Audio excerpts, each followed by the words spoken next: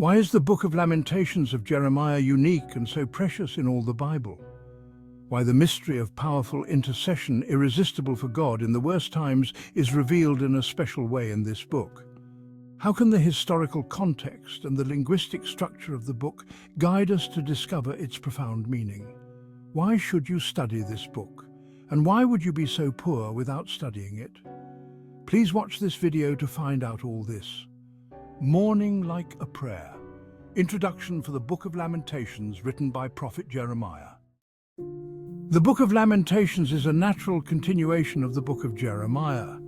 All the historical and theological context of Lamentations refers to the tragic event of the destruction of Jerusalem and of Solomon's temple by the armies of Babylon from the year 586 before Christ. As in the book of Jeremiah, in Lamentations it is revealed the drama behind this event, the sorrow from Yahweh's heart, its so important theological significance, and the prophetic character of this event. Indeed, the fall of Jerusalem from 586 before Christ is an anticipation for the year 70 after Christ, when the Roman armies destroyed both Jerusalem and the temple, and at the same time, it is an anticipation of the last fall of the city of Jerusalem at the time of the end before the second coming of Jesus Christ. The Book of Lamentations only confirms the great importance of this event in Israel's history and in biblical theology. The fall of Jerusalem is presented so many times in the Old Testament, twice in the book of Jeremiah, chapter 39 and chapter 52, once at the end of 2 Kings and once at the end of 2 Chronicles. The whole prophetic book of Jeremiah revolves around this event. The historical books 2 Kings and 2 Chronicles aim to explain how it was possible and to provide answers to the difficult theological questions this tragic event raises. In order to understand the gravity and drama of the event, the authors of the Bible compare the destruction of Jerusalem and the temple and Israel's departure into Babylonian slavery with the expulsion of man from Eden. However, the Holy Spirit considered that not enough attention was paid yet to this event. And so the Holy Spirit inspires Jeremiah to write this new book of Lamentations, a book dedicated exclusively to the fall of Jerusalem. This marvelous book is expressing in poetic language, with great depth and plasticity, the pain and drama of this dark period of history. It shows us the reaction of Jeremiah's heart after the fall of the city. Jeremiah's heart had begun to harmonize with God's heart since his youth. So, looking into the heart of the prophet of tears, we will actually see the mirroring of the heart of the Lord. Thus, the reaction of Jeremiah's heart will be a window to explore what was in the heart of God himself regarding this tragedy. Also, the Book of Lamentations marks the resumption of the act of intercession.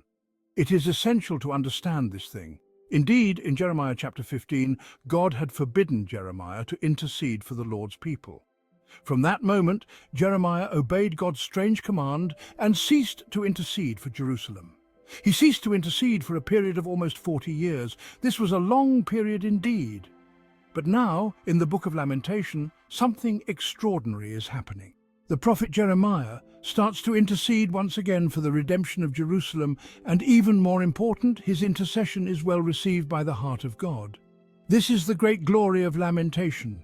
It reveals to us the very inspired words that pierced the dark clouds between heaven and earth, and reached up there before the throne of the most holy God. And there these extraordinary words were well received and were pleasing before the Creator. They melted the heart of the living God, and thus the sacred act of intercession for Jerusalem could be resumed on earth.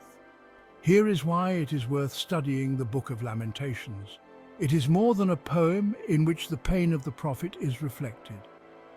It is a supreme model of intercession, a model that can reveal to us the secret of secrets, namely, how to reach God's heart and have your prayer heard by the great Creator. The book becomes a model of intercession for all faithful ones who were to make the Lord remember the stones of Zion. The book is also a model for expressing suffering and pain. Jeremiah does not deny or repress his pain, but expresses it honestly, creatively, and constructively. Through these lamentations, he overcomes the depression caused by the drama of the temple's destruction. We mentioned the fact that in Hebrew the first 4 chapters are written in verses. Also, these 4 chapters are designed as acrostics. The acrostic refers to the letters of the alphabet. The Hebrew alphabet has 22 letters. Chapters 1, 2, and 4 contain 22 verses each. Each verse begins with a letter of the Hebrew alphabet, respecting the order of the letters of the alphabet.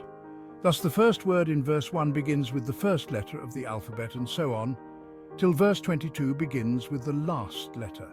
Chapter 3, however, contains 3 acrostics, or a more complex acrostic.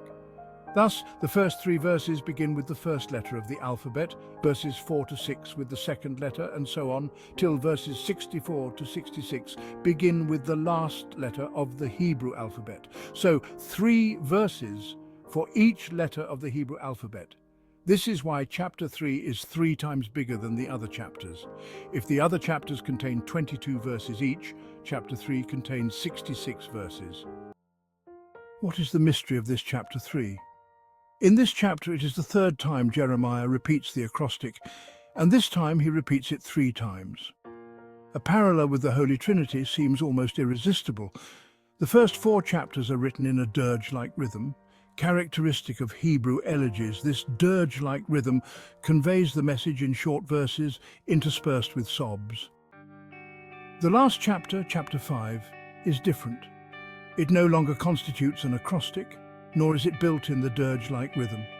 It differs from the other chapters of the book.